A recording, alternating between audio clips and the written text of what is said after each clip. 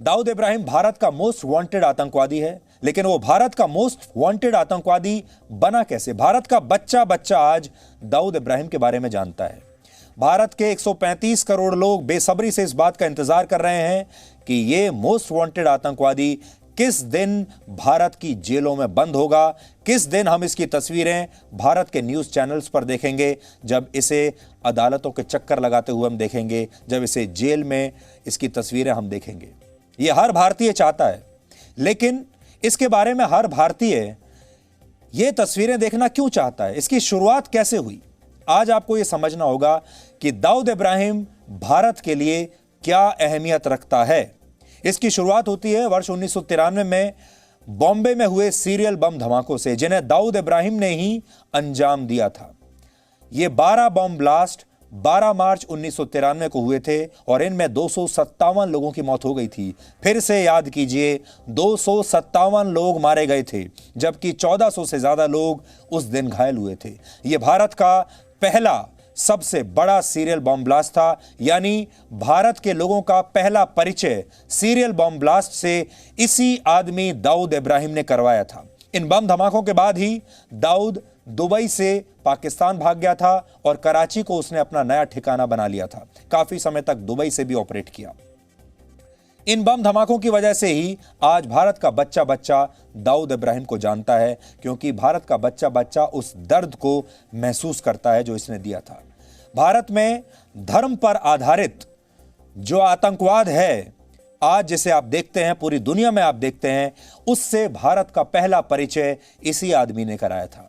भारत ने वैसे तो कई आतंकवादी हमले देखे हैं, लेकिन 1993 में बॉम्बे में हुए ये सीरियल ब्लास्ट उस समय की सबसे बड़ी आतंकवादी घटना थी और भारत इसके लिए उस समय बिल्कुल तैयार नहीं था। किसी ने सपने में भी नहीं सोचा था कि ऐसा सीरियल ब्लास्ट भारत के लोगों को कभी देखने को मिलेगा और इतने लोगों की जान चली जाएगी। हम खुद तैयार नहीं थे। भारत की सुरक्षा एजेंसियों ने यह कल्पना भी नहीं की थी कि मुंबई जैसे शहर में कभी ऐसा कुछ हो सकता है, लेकिन ऐसा हुआ और इसे अंजाम देने वाला कोई और नहीं बल्कि वही दाऊद इब्राहिम था जो दशकों तक मुंबई में रहा था, बॉम्बे में रहा था। इस घटना ने पहली बार आतंकवाद से इतने बड़े पैमाने पर भारत का परिचय कराया था। और आतंकवाद भी कौन सा? धर्म पर आधारित आतंकवाद। दाऊद ने ये सारे धमाके पाकिस्तान की खुफिया एजेंसी ISI के साथ मिलकर किए थे, लेकिन इसके लिए पाकिस्तान ने दाऊद इब्राहिम को ही क्यों चुना? इसकी वजह यह थी कि दाऊद के पास धार्मिक नफरत, आतंकवाद, सिनेमा, क्रिकेट, पैसा और अंडरवर्ल्ड का एक ऐसा शानदार कॉम्बिनेशन था जिसकी वजह से कोई आसानी से उस पर हाथ नहीं डाल सकता था। उसके पास सब कुछ था। दाऊद ने चोरी चकारी के साथ, छोटी मोटी चोरी चकारी के साथ अपने आपराधिक करियर की शुरुआत की थी। यानी आज आप ये समझ सकते हैं कि ये एक छोटा मोटा अपराधी हुआ करता था। और अगर आप आज भी इसको देखेंगे, पैसा इसके पास जरूर आ गया है, लेकिन इसकी जो मानसिकता है वो आज भी छोटे मोटे अपराधी की ही है। और कहा जाता है कि वो कभी खुद किसी विवाद में नहीं उलझता था, काफी डरपोक किस्म का था, बल्कि वो अपने सारे काम अपने गैंग के मेंबर से करवाता था, खुद बाहर नहीं निकलता था। इसलिए आप कह सकते हैं कि अपराधी तो छोटा मोटा है लेकिन चालाक है। यानी दाऊद एक डरपोक किस्म का अपराधी था, लेकिन फिर भी उसके पास धर्म, क्रिकेट, सिनेमा और पैसों का जो कॉम्बिनेशन था उसने उसे एक सॉफ्ट पावर की ताकत दी। दाऊद की इसी छवि को फिल्मों में काफी ग्लैमराइज किया गया। एक जमाना था जब भारत की हिंदी फिल्मों में दाऊद का पैसा लगा होता था। हर जो बड़ी फिल्म आती थी उसमें कहा जाता था कि ये अंडरवर्ल्ड का पैसे से बनी है, इसमें दाऊद का पैसा लगा हुआ है। और फिर दाऊद ये तय करता था कि इस फिल्म में कौन सा हीरो काम करेगा, कौन सी हीरोइन काम करेगी, इसकी स्क्रिप्ट क्या होगी, और इस फिल्म के सारे फैसले वो लिया करता था। दाऊद के इशारे पर कई फिल्में बनाई गईं और इन फिल्मों में दाऊद इब्राहिम जैसे किरदारों को बहुत बड़ा और ग्लैमराइज करके दिखाया गया। इसीलिए आपको याद होगा, एक जमाना था जब अंडरवर्ल्ड डॉन्स के ऊपर फिल्में बनने लगी, अंडरवर्ल्ड को ग्लैमराइज करके दिखाया गया और उन सब में दाऊद कहीं ना कहीं अपने आप को देखता था। हमारे देश में दो चीजें बहुत चलती हैं, एक है बॉलीवुड यानी फिल्में और दूसरा है क्रिकेट। और दाऊद इतना शातिर था कि ये 1980 के दशक में ही समझ गया था कि इस देश में एक तो फिल्में चलेंगी और दूसरा क्रिकेट चलेगा। 80 के दशक में दाऊद फिल्मों में पैसा लगाने लगा और बड़े बड़े फिल्म स्टार्स उसके एक इशारे पर उसकी पार्टियों का हिस्सा बनने लगे, उसकी पार्टियों में नाचने लगे। राजनेताओं से उसके संबंध बन गए और उसने उसके बाद क्रिकेट में भी अपनी पैठ बना ली और बहुत सारे क्रिकेट खिलाड़ी दाऊद के नाम से उस समय कांपने लगे। हर बड़े मैच में दाऊद दिखाई देता था। यानी 5 फुट 6 इंच का यह व्यक्ति दाऊद इब्राहिम बहुत पहले ही भारत में क्रिकेट और सिनेमा की ताकत को पहचान गया था और उसने इसी को अपनी सॉफ्ट पावर में बदल दिया। लेकिन इस सारी कहानी ने वर्ष 1993 में एक अलग मोड़ ले लिया। 1993 में बॉम्बे में जो सीरियल ब्लास्ट हुए उसने अपराध की दुनिया को भी धर्म के आधार पर पहली बार बांट दिया।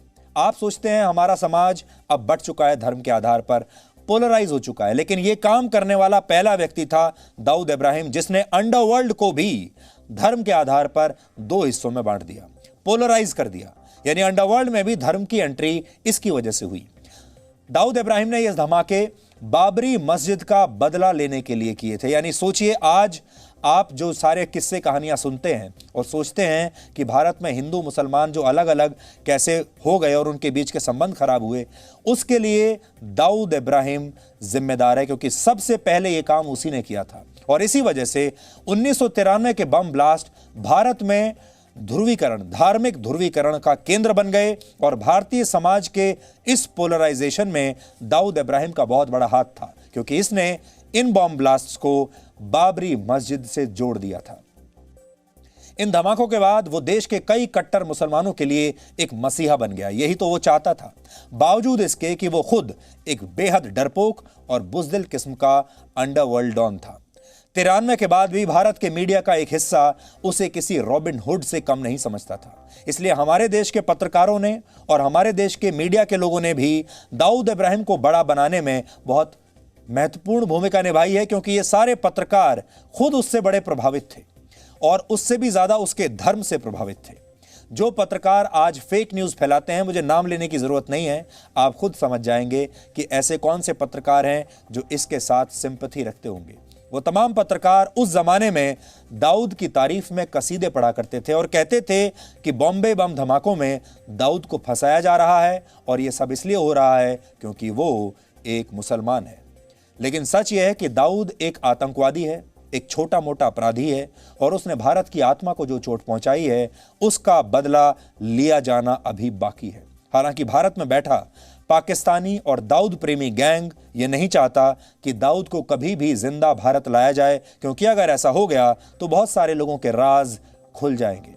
आप यकीन मानिए, इस देश के ऐसे बड़े बड़े नाम हैं, चाहे वो सिनेमा के लोग हों, चाहे वो क्रिकेट के लोग हों, चाहे वो राजनीति के लोग हों, जो आज भी सांस रोक कर बैठे रहते हैं कि दाऊद इब्राहिम कहीं गिरफ्तार ना हो जाए, क्योंकि दाऊद इब्राहिम के जरिए उन्होंने भी बहुत पैसा कमाया है। मीडिया में भी ऐसे कुछ लोग आपको मिल जाएंगे जो आज भी दाऊद इब्राहिम तक जानकारियां पहुंचाते होंगे।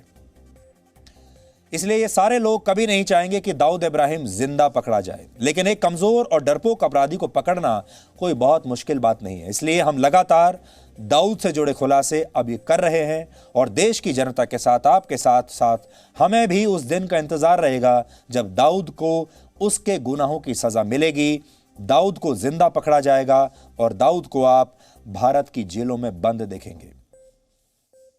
आज हमने 1993 के बॉम्बे बॉम्ब ब्लास्ट के पीड़ितों से बात की है। इन पीड़ितों को हमारे देश की अलग अलग सरकारों ने ऐसे ही छोड़ दिया, इनकी बात कभी सुनी नहीं, इनके लिए कभी कुछ किया नहीं। पैसा दे देने से, कॉम्पनसेशन दे देने से, नौकरी दे देने से जो दर्द इनके दिल में है, जो आग इनके सीने में लगी हुई है, उसे आप बुझा नहीं सकते।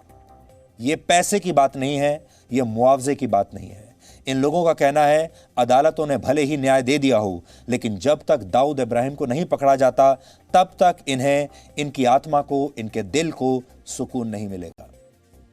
1993 ब्लास्ट जो हुआ तभी स्टॉक मार्केट बिल्डिंग के पास था और बहुत सारा हंगामा, जोर से ब्लास्ट हुआ और बहुत सारा पूरा बॉडी को डैमेज किया था। राइट हैंड पूरा 95% से ज़्यादा निकल गया था, फेस फट गया था, कान निकल गया था, हार्ट में भी ग्लासेस सब अंदर घुस गए थे, रिब्स सब टूट गई थी, लंग्स फट गए थे, ये सारा डैमेज हो गया था। और अभी भी इसमें ज़्यादा जो मूवमेंट होना चाहिए ऐसा मूवमेंट है नहीं, और अभी भी बहुत सारे ग्लासेस अंदर है और ऑपरेशन चालू है। मैं तो बोलता हूँ कि जे न्यूज़ को ही कैसे भी करके उधर पाकिस्तान में आपका सब उसका पता और भी चेक करके, जैसा दूसरे लोगों का चेक करके अपन करते हैं, जैसे सुशांत सिंह का जो केस चल रहा है उसके बारे में गवर्नमेंट से भी ज़्यादा सब मीडिया वाले करते हैं। तो ये मीडिया वाले ने, और ख़ास करके मैं तो जी न्यूज़ को बोलता हूँ कि ये सारे मूवमेंट के पीछे खुद पढ़ो और गवर्नमेंट को जगाओ और उनको बोलो कि भाई इसका फटाफट इसका फैसला लेके आओ और इसका कार्यवाही करो, तो मुझे सुखी होगी।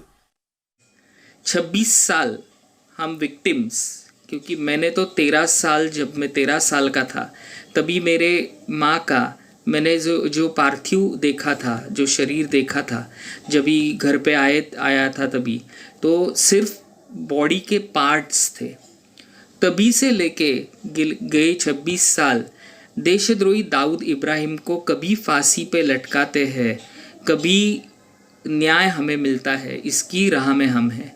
अभी ऐसा लगता है कि सरकार जल्द से जल्द पाकिस्तान से दाऊद इब्राहिम को, देशद्रोही दाऊद इब्राहिम को भारत में लाके उस पर कार्रवाई करेंगे और हमें न्याय मिलेगा। इन सारे लोगों के लिए अब हमने दाऊद इब्राहिम के खिलाफ ये मुहिम शुरू की है, और इस बार ये मुहिम, ये जंग बीच में नहीं रुकेगी। और हम आपको ये यकीन दिलाते हैं, दाऊद इब्राहिम को जितना बड़ा करके आपको बताया जा रहा है, दाऊद इब्राहिम को पकड़ना उतना मुश्किल भी नहीं है। और इस बार हम ये देखना चाहते हैं कि इतने सारे इंफॉर्मेशन देने के बाद, सबूत देने के बाद, हम भी ये देखना चाहते हैं कि दाऊद इब्राहिम इस बार बचकर कहां जाता है। बॉम्बे में हुए बॉम्ब ब्लास्ट के बाद दाऊद इब्राहिम पाकिस्तान भाग गया था और उसने कराची को अपना नया ठिकाना बना लिया था। अब दाऊद 64 साल का हो चुका है, कमजोर हो चुका है, बूढ़ा हो चुका है। 64 साल का दाऊद इब्राहिम पाकिस्तान में भी अब वही सब कर रहा है जो किसी जमाने में भारत में किया करता था। किसी जमाने में भारत में बड़े बड़े नेताओं से उसके संबंध बन गए थे, बड़े बड़े नेताओं को पैसा खिलाता था, इसलिए उनका करीबी बन गया, यहां उसे संरक्षण मिलता था। अब वो पाकिस्तान की राजनीतिक पार्टियों में काफ़ी दखल अंदाजी करता है, क्योंकि बड़े बड़े नेताओं को अब वो वहाँ पैसा देता है, रिश्वत देता है, इसलिए पाकिस्तान के नेता इसके साथ हो गए हैं। जैसे भारत की फिल्म इंडस्ट्री में पैसा लगाता था, फिल्मों को फाइनेंस करता था, फिर यह तय करता था कि किस फिल्म में कौन से कलाकार काम करेंगे, और फिर जिन कलाकारों को काम देता था उन्हें अपने घर बुलाकर अपनी पार्टियों में दुनिया भर के सामने पेश करता था। और कोई कलाकार इतनी हिम्मत नहीं कर सकता था कि वो दाऊद को इनकार कर दे, मना कर दे। उसके दो कारण थे। पहला, फिल्म इंडस्ट्री में काम नहीं मिलेगा, रातों रात स्टारडम चली जाएगी, और दूसरा ये कि जान से मार दिया जाएगा, जान भी तो बचानी थी। इसलिए भारत के बहुत सारे बड़े बड़े फिल्मी कलाकार लंबे समय तक दाऊद इब्राहिम से डरते रहे, दाऊद इब्राहिम की कठपुतली की तरह एक्टिंग करते रहे। अब यही काम दाऊद इब्राहिम पाकिस्तान की फिल्म इंडस्ट्री में कर रहा है, क्योंकि अब भारत की फिल्म इंडस्ट्री में दाऊद के लिए पैसा लगाना असंभव है, अब यहां ऐसा नहीं हो सकता। लेकिन पाकिस्तान की फिल्म इंडस्ट्री में दाऊद के ही इशारों पर आजकल काम हो रहा है, और यही वजह है कि पाकिस्तान की एक साधारण सी अभिनेत्री उसका साथ पाकर देखते देखते एक बड़ी स्टार बन जाती है और उसे बड़े बड़े सरकारी सम्मान मिलने लगते हैं। दाऊद कैसे अब पाकिस्तान के क्रिकेट, वहां के सिनेमा और राजनीति को अपनी सॉफ्ट पावर बना रहा है, इस पर हमने वरिष्ठ पत्रकार बलजीत परमार से बात की। बलजीत परमार वही पत्रकार हैं जिन्हें दाऊद ने 1993 के बॉम्ब ब्लास्ट के बाद फोन किया था, और तब 1993 में उनसे पूछा था कि कैसे लगे ये धमाके। बलजीत परमार ने दाऊद पर क्या कहा, आज आप सबको सुनना चाहिए। कराची स्टॉक एक्सचेंज में पैसा लगाना, वहाँ की बड़ी इंडस्ट्री के साथ पैसा लगाना, पॉलिटिकल पार्टीज की फंडिंग करना, जो हिंदुस्तान में भी करता था पाकिस्तान में वही किया, तो उससे उसका जो दायरा था ऑपरेशन का, एरिया ऑफ ऑपरेशन, वो बहुत बड़े लेवल तक पहुंच गया, जिसका फायदा दाऊद आज तक उठा रहा है। तो अब उसको इतना कुछ पता है, बोलते हैं जो जितनी ज़्यादा नॉलेज हो आदमी को उतना ज़्यादा वो आदमी डेंजरस गिना जाता है। तो दाऊद जो है वो हिंदुस्तान के लिए भी उतना ही डेंजरस है जितना पाकिस्तान के लिए डेंजरस है। आज अगर दाऊद हिंदुस्तान आ जाता है किसी तरह, तो उसमें हिंदुस्तान के बहुत से लोग जो उसके साथ इन्वॉल्व रहे हैं, जिनके लिंक रहे हैं, वो तो एक्सपोज होंगे। उसके साथ पाकिस्तान की जो ISI की जो काम करने का तरीका है, जो काफ़ी हद तक हमें मालूम है हमारी एजेंसीज को, लेकिन फिर भी बहुत सी बातें ऐसी होती हैं जो आदमी के अंदर ही रहती हैं और वो वही आदमी बता सकता है। तो पाकिस्तान की मजबूरी उसको संभाल के रखना है, उसकी सेफ्टी करना है, जो आज तक कर रहा है, करता रहेगा। तो अगर दाऊद इब्राहिम जिंदा पकड़ लिया गया तो बहुत लोगों की पोल खुलेगी, चाहे वो पाकिस्तान के लोग हों और चाहे वो हिंदुस्तान के लोग हों। और ये सारे लोग ये नहीं चाहते कि दाऊद इब्राहिम जिंदा पकड़ा जाए। हमने दाऊद इब्राहिम के खिलाफ अब जो जंग शुरू की है, 2020 की ये जंग है, इस जंग को हम अंजाम तक पहुंचाकर ही रहेंगे। और अब हमें इसमें आप सबका साथ भी मिलने लगा है। देश का बच्चा बच्चा दाऊद को भारत लाए जाने का बेसब्री से इंतजार क्यों कर रहा है, ये आपको देश की जनता आज खुद बताना चाहती है। आप खुद सुनिए। जी न्यूज़ के माध्यम से हमें एक बात का अब पुख्ता सबूत मिल गया, जिसमें हमें पता लगा है कि दाऊद पाकिस्तान में ही है। अब सबूत देने, लेने, एक्सचेंज करने का या किसी भी बातचीत का समय जा चुका है। अब हमें घर में घुस के मारना है। जैसा कि हमने जी न्यूज़ में देखा, जो कि आजकल न्यूज़ चल रही है, जी न्यूज़ पर सबसे ज़्यादा मेन मुद्दा जो है कि दाऊद इब्राहिम पाकिस्तान में छुपा हुआ है। तो अगर दाऊद इब्राहिम पाकिस्तान में है तो पाकिस्तान को दाऊद को इंडिया के हवाले कर देना चाहिए। दाऊद इब्राहिम जो कि पाकिस्तान में छुपा गया है, ये हमें पता चला है जी न्यूज़ के ज़रिए। मैं भारतीय सरकार से अनुरोध करना चाहूँगा कि जैसा कि उन्होंने यूरी और पुलवामा में इनिशिएटिव लिया, वैसा ही ठोस कदम उठाया जाए दाऊद इब्राहिम को ध्वस्त करने के लिए। ने तो ठिकाना पता कर लिया है दाऊद इब्राहिम का। अब देखिए, अब अगर सरकार के हाथ में जाता है तो सरकार को सीधा उसको एक्शन लेना चाहिए, जल्द से जल्द उसका खात्मा करना चाहिए बस। जी न्यूज़ ने अच्छी तरीके से पूरे सबूत के साथ, पूरी जिम्मेदारी के साथ सच्चाई दिखाई है। अब मुझे लगता है पाकिस्तान सरकार को ये सच्चाई माननी पड़ेगी, और अगर पाकिस्तान सरकार ये सच्चाई नहीं मानती है तो फिर भारत सरकार को कड़ा एक्शन लेना चाहिए, बालाकोट की तरह या सर्जिकल स्ट्राइक की तरह। दाऊद के तमाम जो पते हैं, ठिकाने हैं, उनको जिस तरह से DNA ने दिखाया, इससे पूरी तरह से सिद्ध हो जाता है कि दाऊद है तो पाकिस्तान में ही। DNA ने अपना काम किया, जी न्यूज़ ने अपना काम किया है। मैं चाहूंगा, भारत के प्रधानमंत्री से यही विनती करना चाहूंगा कि भारत सरकार दाऊद को किसी भी तरह हिंदुस्तान लाए, या तो नहीं तो वहां जाके फैसला करे, जिंदा या मुर्दा। जैसे जी न्यूज़ में कल देखा, DNA में बताया गया दाऊद का पूरा सब पता चल गया सब कुछ। तो मेरे हिसाब से उनको लेके आना चाहिए, भारत सरकार को ठोस कदम उठाने चाहिए, जिससे वापस यहाँ पे इंडिया लेके आ सके, जिंदा या मुर्दा कैसे भी। आतंकवादियों को पनाह देता है पाकिस्तान। दाऊद इब्राहिम के बारे में भी कई बार कह चुका है कि दाऊद इब्राहिम पाकिस्तान में ही है। हाँ, ये बात जरूर है कि जी न्यूज़ ने इस पर मुहर लगा दी। जिस तरह से जी न्यूज़ ने इसका खुलासा किया, वहां की सरकार इमरान खान भी सकते में है कि अब इस सत्य से हम कैसे भाग सकते हैं। और मुझे ऐसा लगता है कि भारत सरकार को पाकिस्तानी सरकार से अपील करनी चाहिए कि जल्द से जल्द वो दाऊद इब्राहिम को भारत को सौंप दे। जी न्यूज़ पूरी दुनिया में लगभग 180 देशों में देखा जाता है, पाकिस्तान में भी देखा जाता है, और इस समय पाकिस्तान में भी बहुत लोग हमें देख रहे होंगे।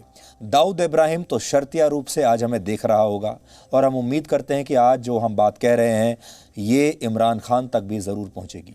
इमरान खान से आज हमने 5 सवाल पूछे हैं। इमरान खान में अगर हिम्मत है, पाकिस्तान की सरकार में, पाकिस्तान की सेना में, ISI में अगर हिम्मत है, तो इन सवालों के जवाब वो हमें भेज दें या फिर दुनिया के सामने रख दें। इमरान खान को हम यही कहना चाहेंगे कि संयुक्त राष्ट्र में वहाँ के मंच पर खड़े होकर कश्मीर के बारे में बड़ी बड़ी बातें करने की बजाय, आतंकवाद को लेकर अपने आप को विक्टिम बताने की बजाय, इमरान खान को पूरी दुनिया को ये बताना चाहिए कि दाऊद इब्राहिम इस समय उन्हीं के देश में छुपा हुआ है, और अगर वो चाहते हैं कि पूरी दुनिया उन्हें गंभीरता से ले, तो उन्हें ये काम करना ही होगा कि वो चुपचाप दाऊद इब्राहिम को दुनिया में जिस भी एजेंसी को चाहें, अगर वो भारत को नहीं सौंपना चाहते तो यूनाइटेड नेशंस की किसी एजेंसी को सौंप सकते हैं, अमेरिका की किसी एजेंसी को सौंप सकते हैं, जिस पर भी उन्हें विश्वास हो, उस एजेंसी को वो तुरंत दाऊद इब्राहिम को सौंप दें और फिर भारत का ये जो गुनाहगार है, भारत अपनी जंग खुद वहां से लड़ लेगा। तो हमारी ये जो मुहिम हमने शुरू की है, ये रुकेगी नहीं। लगातार आपको हर रोज हम अपडेट देते रहेंगे और इस बार हम ये देखना चाहते हैं कि पाकिस्तान की सरकार और सेना उसे किस हद तक बचाती है, किस हद तक जाती है, और हम ये भी देखना चाहते हैं कि दाऊद इब्राहिम भी अपने आप को बचाने के लिए कहां तक भागता है, कहां तक छुपता है, हम ये भी देखना चाहते हैं। तो ये दाऊद इब्राहिम का भी एक बहुत बड़ी परीक्षा है, उसका बहुत बड़ा टेस्ट है। Presenting B News app available on Google Play and App Store. Download it now.